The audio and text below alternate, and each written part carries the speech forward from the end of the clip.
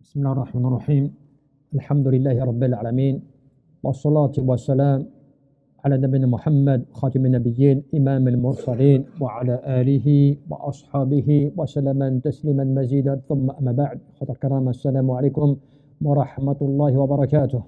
Nous allons aujourd'hui continuer notre explication on va dire donc de Surat Yusuf alayhi salam que nous avions débuté la semaine dernière et nous avions donc expliqué un petit peu l'introduction à cette surah, l'importance de cette surah, et nous allons continuer Inch'Allah un petit peu dans ce sujet et en essayant de décortiquer toujours dans la continuité Inch'Allah donc des rappels que l'on fait, et bien muhim ce que l'on peut tirer de cette sourate. Abdallah al-Yawm, aujourd'hui nous allons voir par rapport à ce que l'on dit as-sabr ala al-fitna wa-dhulm fi qissati Yusuf alayhi salam. Comment est-ce que l'on va expliquer cette patience par rapport à l'épreuve, par rapport à l'injustice, notamment que l'on peut tirer de la sourate Yusuf alayhi salam. Avant tout, vous savez, al-ulama, al-hukama, les sages nous disaient, wa minhum l'imam Ibn al-Qayyim rahmatullah alayhi, par rapport à cette sourate, il disait quoi? Surat Yusuf min a'dami as-suwar ta'liman lis-sabr. Cette sourate, elle fait partie des plus grandes sourates qui nous apprend, qui nous enseigne la patience de manière générale. Wa tawakkulu ala Allah jalla fi'ulah wa jaza' as-sabirina ba'da al-ibtila'. Elle nous apprend la remise confiance en Allah azza wa jalla. Elle nous apprend comment est-ce que le musulman, le croyant, il doit faire preuve de patience face à l'épreuve. Fahiya تبين كيف أن الإيمان والصبر ينتصران في النهاية. Et ça t'apprend aussi comment est-ce que la foi en Allah Azza wa Jal et la patience en Allah subhanahu wa ta'ala l'emportent toujours à la fin. Lorsque le croyant, il fait preuve de patience, que ce soit par rapport à une épreuve, par rapport à une injustice, quelque chose qu'il subit, lorsqu'il fait preuve de foi et de patience, à la fin, il fera toujours partie de ceux qui l'emporteront. C'est une règle. Et cette sourate, eh bien, elle t'enseigne cette règle. Même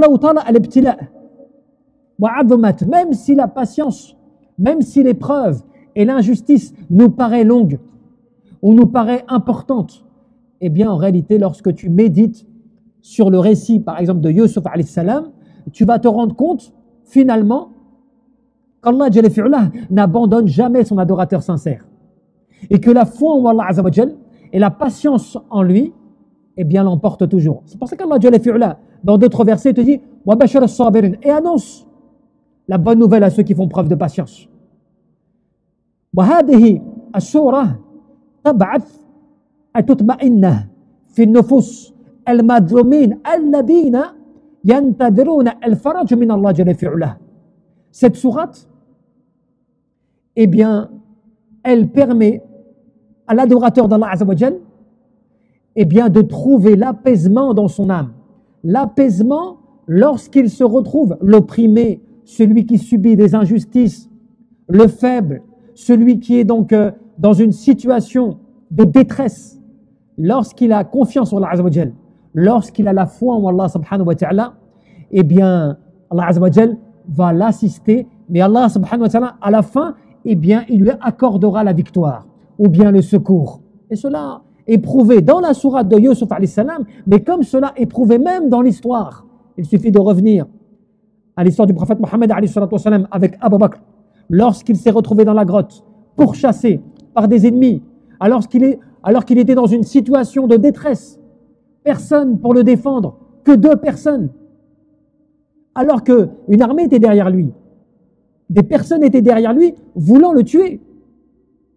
Et lorsque Abu Bakr s'est retrouvé dans cette grotte, seule, étroite, où la personne qui posait son regard sur l'entrée de cette grotte voyait les pieds de ses habitants, voyait les pieds de ceux qui étaient à l'intérieur. Et pour cela même, Abu Bakr en a eu peur, il s'est dit c'est fini, ils sont là. Il suffit que l'un des cavaliers baisse son regard vers ses pieds et il va nous voir. Nous sommes devant. Et le prophète, qu'a-t-il dit? La tahzan Inna Allah ma'ana. Ne sois pas triste, certes Allah Azza wa Jal est avec nous. Et tu vois ce tawakkul, cette remise confiance en Allah Azza wa Jal, c'est quelque chose qui est tellement puissant que lorsque l'adorateur d'Allah a cela dans son cœur, la foi, la patience, la conviction, la certitude, al-yaqin, qu'Allah c'est lui qui commande toutes choses, c'est lui qui maîtrise toutes choses, eh bien, subhanallah, il peut voir des mu'jizat, des miracles se produire, des prodiges se produire devant lui. Mais cela, ce n'est pas quelque chose qui n'est que consacré aux prophètes. Cela est consacré à tout adorateur d'Allah Jalla fi'ala, tant qu'il fait partie de min awliya illa azza wa jal, parmi les rapprochés d'Allah subhanahu wa ta'ala.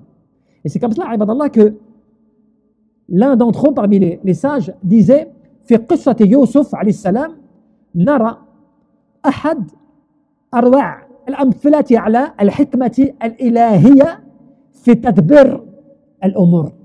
Dans cette sourate de Yusuf alayhi salam, lorsque il te dit cela, lorsque nous regardons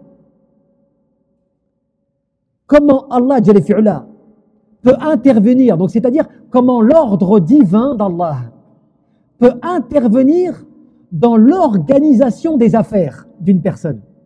Comment est-ce que Allah Jalla fi'ala peut intervenir auprès d'une personne afin de le secourir, de l'aider, de l'assister, d'être quelque part le moyen de sa force. Eh bien, il dit فَالِابْتِلَاءُ قَدْ يَكُونُ طَرِيقًا إِلَى الْخَيْرِ الَّذِي لَا يُدْرِكُهُ الْإِنسَانُ فِي الْحَالِ. Quand tu analyses cela, tu vas voir que Allah Jalla fi'ala, il est capable d'une manière inattendue. Toi, tu ne vois pas la chose comme cela, mais Allah Jalla fi'ala, il amène les gens au bien, à une finalité qui va les amener à un secours, alors que quand tu regardes le cheminement de cela, tu t'imagines pas qu'à la fin, ça va se terminer comme cela. Tu n'y penses pas, tu dis c'est pas possible. Et cela, tu l'as même dans les histoires. Celle que j'ai citée avec Abu Bakr, quand tu vois l'histoire au début, ils partent tous les deux, ils sont à la base pourchassés. Il y a quelqu'un qui est prêt donc à les dénoncer, qui les suit. Il y a une armée derrière lui. Ils sont tous les deux pas armés comme cela. À la fin, tu te dis, mais comment est-ce que dans une grotte, deux individus, alors que la personne qui jette un coup d'œil va voir tout de suite ces personnes qui sont là, une armée derrière eux, déterminée à vouloir les tuer, comment est-ce que cela va se terminer? Comment est-ce que c'est possible? Et nous, quand vous voyez notre situation aujourd'hui, nous, tout de suite, on désespère. C'est pas possible, c'est foutu, c'est fini. Tout de suite, on a des mots qui dépassent notre raison. Et le prophète Mohammed, quand il dit, alors qu'il n'a pas vu tout de suite un miracle à proprement parler, il n'a pas vu de ses yeux quelque chose, tu vois, de physique qui allait le défendre. Il n'a pas vu une armée d'anges qui s'est positionnée comme cela devant la grotte.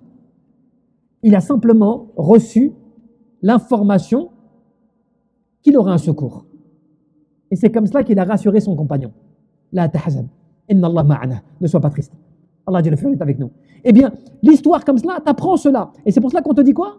On te dit faqad ulqiya yani fil jub. Yusuf alayhi salam, il a été jeté dans le puits. Wa bi'a abdan, il a été vendu au marché. Thumma sujina dhulma, il a été emprisonné de manière injuste. Wa kullu marhati badat wa ka'annaha hubut. Et lorsque tu regardes le début de cette histoire, tu vois que c'est un jeune démuni. Ses frères donc ont manigancé contre lui, l'ont jeté dans un puits. Il a été racheté sur un marché. Il a été mis en état d'esclavage ou de servant. Et ensuite, comme cela, donc dans une terre étrangère, sans pouvoir, sans rien, tu regardes cette histoire au début, sans savoir, tu te dis comment va-t-il s'en sortir? Comment va-t-il sortir de cette situation? N'est-ce pas? Et donc tu te dis, quand tu regardes le cheminement même de l'histoire, tu te dis, plus les événements s'enchaînent, plus il va à sa perte. Il descend de plus en plus bas. Tu vois? Du statut qu'il était de jeune, il est passé à un statut d'esclavage, de servant. Donc plus les événements s'enchaînaient, plus cela devenait difficile pour lui. Donc tu t'imaginais pas que la situation puisse changer comme cela du jour au lendemain. لكنها كانت في الحقيقة تمهيدا لرفعته. Mais la finalité en a été que Allah lui a fait passer toutes ces épreuves pour à la fin l'élever. C'est comme quand quelqu'un, tu vois, des fois même entre nous, quand tu apprends à des jeunes ou à des enfants, quand ils tombent, tu dis, tu sais, tu tombes pour mieux te relever. Ou bien l'épreuve qui ne te tue pas te renforce. Tu vois, il y a plein de proverbes comme cela, qui sont bien connus. Tout cela pour dire quoi? Tout ce que tu vis, tout ce que tu subis, en réalité, toi tu n'en vois pas la sagesse, tu n'en vois pas la hikmah, tu ne vois pas la sagesse. Mais la finalité de cela amènera à une finalité qui va soit t'élever, soit t'apporter meilleur ou mieux ou plus que ce que tu avais. Tant que bien sûr, deux fondements qu'on a cités. Al-Imam Bella Jalla fi'ulah, la foi en Allah subhanahu wa ta'ala, wa as-sabr ala, yani fi ta'atillahi azza wa jalla, la patience dans l'obéissance à Allah azza wa jalla. Parce que comme vous le savez, as-sabr, la patience, elle est de trois sortes. As-sabr ala ta'atillah, wa sabr ala ma'asiyatillah, wa sabr ala aqdarillah, al-mu'allimah. La patience dans l'obéissance à Allah azza wa jalla. Et tu vois que Yusuf alayhi salam, il t'a démontré à quel point, lorsque tu patientes et que tu obéis à Allah, eh bien cela va t'élever. Deux, la patience par rapport à la désobéissance. Qu'est-ce que cela veut dire? Yani as-sabr ala ma'asiyatillah. Cela veut dire, tu as le péché qui est en face de toi. Tu es en face de la tentation. Tu es à deux doigts de tomber dans le péché. Mais tu arrives, grâce à ta foi et à ta patience, à te retenir. Comme Yusuf alayhi salam, qui s'est retrouvé face au péché, face à la tentation avec la femme d'Al-Aziz, et quand il dit « Ma'adallah, je recherche protection auprès d'Allah Azza wa Jal », il est revenu à l'obéissance d'Allah subhanahu wa ta'ala. Allah l'a secouru, Allah l'a sauvé, Allah l'a renforcé.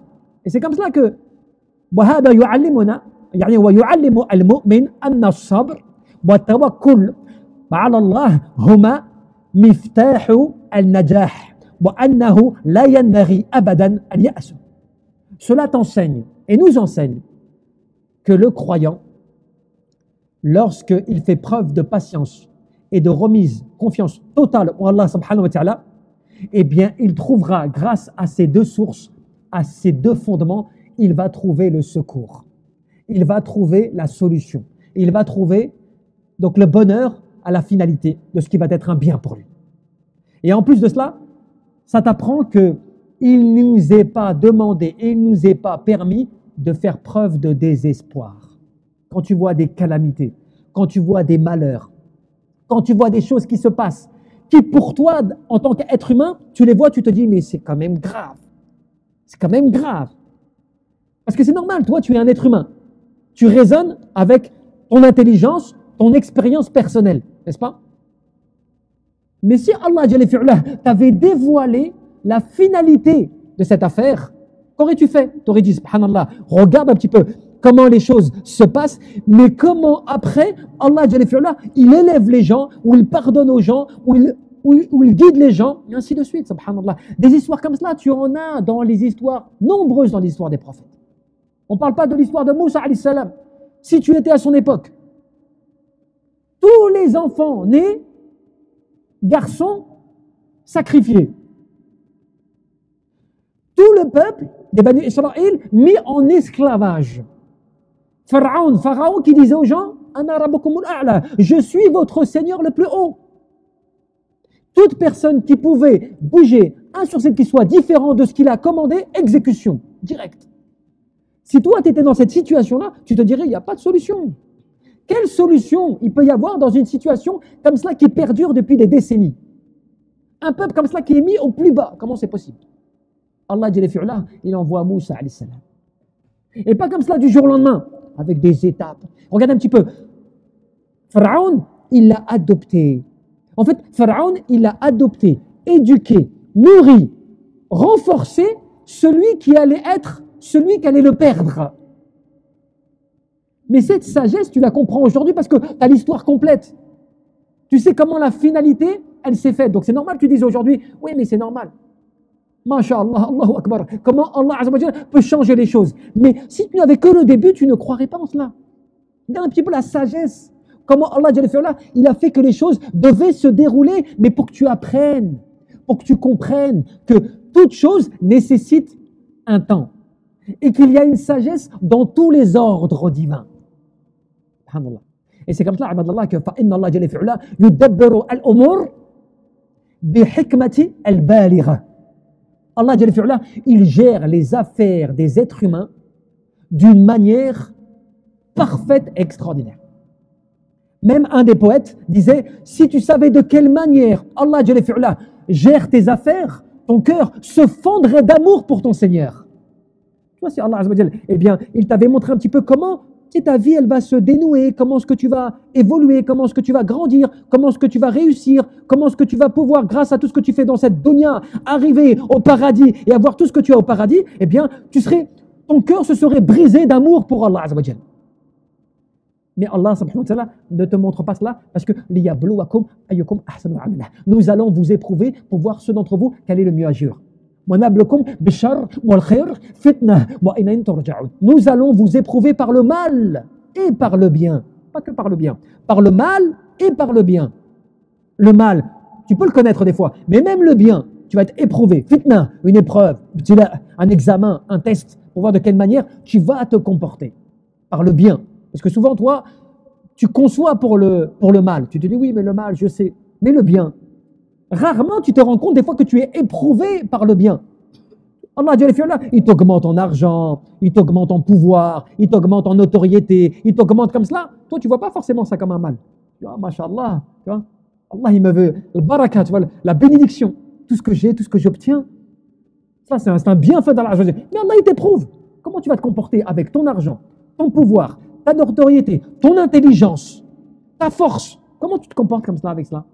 Juste ou pas juste? Dévoué à l'égard d'Allah ou ingrat? Donc tu ne vois pas forcément le bien comme une épreuve. Si demain on t'augmente tout le bien, tu vas le voir comme une bénédiction, certes. Mais combien de ceux qui ont eu des bénédictions, cela les a amenés à leur perte? Combien de ceux qui ont été riches, leur richesse les a perdus? Combien de ceux qui ont été puissants, leur puissance les a anéantis? Combien de ceux qui étaient connus ont regretté que leur nom soit cité? Combien? On ne le voit pas comme cela. C'est pour ça que c'est important, ibadallah, tu médites comme cela sur l'ayah. Nous allons vous éprouver par le mal et par le bien, par les deux. À titre d'examen, d'épreuve, de test. Et ensuite, c'est vers nous que vous serez ramenés. Pourquoi? Pour rendre des comptes. Ad-dunya daru amal, wal akhirah daru jaza. Faman lam ya'mal huna nadima hunak. Cette dunya, c'est la demeure de l'action, de l'œuvre, comment tu agis. Et l'au-delà, c'est la demeure de la récompense. Celui qui n'œuvrera pas dans ce bas monde va le regretter là-bas, c'est-à-dire yawm al-qiyamah. Et Allah il te rappelle, attention, dans l'au-delà, tu peux avoir ce que tu veux de ce bas monde. Argent, pouvoir, enfant, c'est pas cela qui va t'aider. Yawma la yanfa'u malun wala banun illa man ata Allah biqalbin salim. L'argent, les biens, tout cela et tout, ne seront d'aucune utilité en dehors de celui qui vient à Allah Jalla fi'ula avec un cœur pur, sain. Donc tu te rends compte que l'iman, wa sabr, wa tawakkul ala Allah Jalla fi'ula, c'est tout cela qui va t'aider, pas ton argent et ta puissance. Pour terminer, ibadallah, tu'alimuna qissatu Yusuf alayhi salam, kayfiyah. Ça t'apprend cette sourate de quelle manière tu dois te comporter, yani fil fitna, dans l'épreuve. Comment tu dois te comporter par rapport à l'injustice. De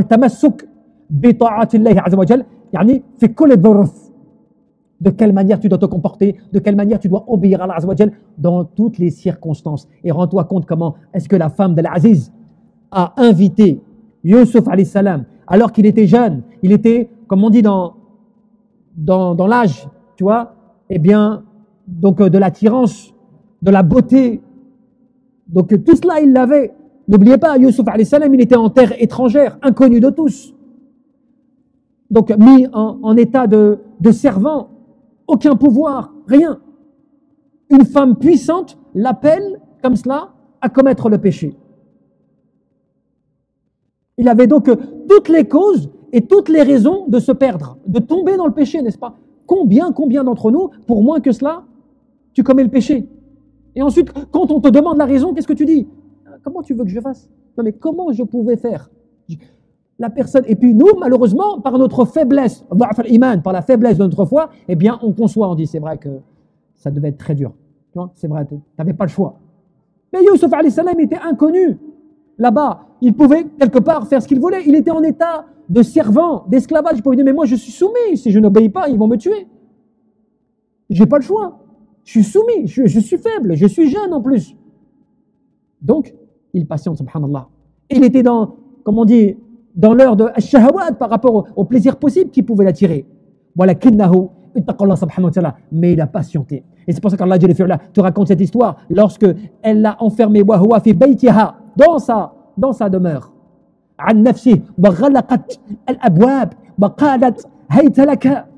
Elle l'a enfermé comme cela dans la pièce, fermant la porte.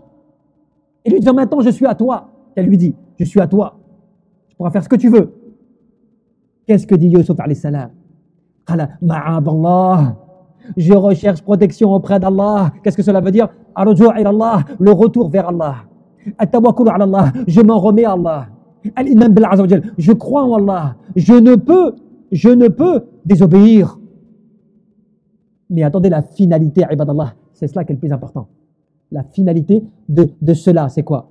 C'est qu'est-ce qu'il dit? Il dit Innahu Rabbi. Certes, mon Seigneur, ahsana mathwaya innahu la yuflihu adh-dhalimun. Mais Allah, il m'a accordé une parfaite maison, une parfaite demeure, une parfaite invitation là où je suis. Je suis dans un lieu, j'ai été accueilli par Al-Aziz, je suis dans une situation, j'ai été sauvé. Comment est-ce que je pourrais manquer à ce bienfait, à ne pas être reconnaissant? Et après, il conclut lui-même, il dit, parce que certes, celui qui est injuste, il ne réussira jamais. Il y a un petit peu l'ilm, il y a un petit peu l'iman. Il a compris l'épreuve qui est venue à lui en lui disant, si en plus dans ce dans quoi je suis là, parce que j'ai été accueilli, nourri, blanchi, tout ça, je suis dans cette situation, si en plus de cela je commets le péché avec son épouse, mais c'est une ingratitude grave, très grave. Et en plus, je ferai partie maintenant dans les mines des injustes vis-à-vis d'Allah. Et à cause de cela, forcément, je vais aller à ma perte. Et cela, ibadallah, c'est une des clés, un des secrets. Un des secrets. Le secret, c'est quoi? فَكَنَ ذَلِكَ أَوَّلَ دَلِعِ يعني حماه من اللقوع في الحرام وإلى جانب التقوى. L'une des choses qui a permis à Yusuf alayhi salam, qui est parmi les plus grandes, lui permettant d'être sauvé, d'être protégé de tomber dans le péché, c'est le fait qu'il a fait preuve de taqwa, de piété. Il s'est retenu. Parce que taqwa, ibadallah, hiya, taqwa, c'est une barrière. Min al-maharim wa min al-nar, une barrière contre le feu de l'enfer, une barrière contre le haram, al-ma'asi, les péchés, les actes de désobéissance, at-taqwa. C'est pour ça qu'Allah, souvent dans le Coran, il t'appelle à la taqwa. Ittaqullah, ittaqillah, in tattaqullah, wattaqullah, wa yu'allimukum Allah. Allah, combien de fois il t'appelle dans le Coran? Ittaqullah haqqa tuqatih. Parce que cette taqwa, c'est la clé du bonheur, la clé du secours. Et les jeunes et beaucoup de ceux qui commettent des péchés, pourquoi est-ce que cela arrive? Faiblesse de foi et autres, bien sûr, mais manque de taqwa. Ils craignent pas assez Allah qui fait que cette barrière, elle est faible. C'est comme s'il est dans la voiture, n'est-ce pas? Mais il ne met pas la ceinture de sécurité. Il a la carrosserie, il est dans la voiture, mais il ne met pas la ceinture de sécurité. Donc, s'il se passe quelque chose, il est tout de suite projeté. Dès le premier choc, il est projeté. Il n'a pas mis la sécurité. De même, il roule la nuit, il n'allume pas les feux. Ou bien, il grille les feux rouges, les stops et autres. Il ne respecte pas les règles. Dès que tu tombes dans cela, tu t'attends à la fin à quelque chose qui peut être chaotique. Et c'est pour cela, ibadallah, qu'on te dit وَكَانَ يُوسُفَ عَلَيْهِ السَّلَامُ مُدْرِكًا لِنِعَمِ اللَّهِ عَزَّ وَجَلَّ عليه فلم يريد أن يكون من الجاحدين فقال جل وعلا فقال إنه ربي أحسن مثواي. Et la première des choses qui a touché Yusuf alayhi salam, c'est qu'il ne voulait pas être ingrat. Il ne voulait pas montrer de l'ingratitude à l'égard de son Seigneur, mais aussi à l'égard des gens. Parce que tu sais que c'est important d'être reconnaissant à l'égard des gens, quand ils te font du bien. Faut pas que tu crois que c'est normal. Parce que tu connais le hadith. Man lam yashkur an-nas, lam yashkur Allah. Celui qui ne remercie pas les gens n'a pas remercié Allah. Et Allah dit Fadhkuruni adhkurkum washkuruni wala takfurun. Rappelez-vous de moi et je me rappellerai de vous. Et soyez reconnaissants et ne faites pas preuve d'ingratitude. Voilà la partie que je voulais développer avec vous aujourd'hui par rapport à sabr, la patience, avec l'iman billah azza wa jal, avec la foi en Allah, la remise confiance en Allah azza wa jal, et la patience dans l'épreuve, dans l'injustice, tout cela, et la leçon d'aujourd'hui qui était bénéfique à tirer. Inch'Allah, nous continuerons mercredi de la semaine prochaine. Wallahu a'lam. Barakallahu li wa lakum. Wa sallallahu tabaraka wa ta'ala.